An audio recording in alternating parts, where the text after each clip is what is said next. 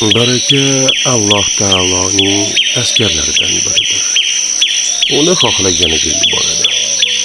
Agar molga yuborsa, uni ko'paytiradi.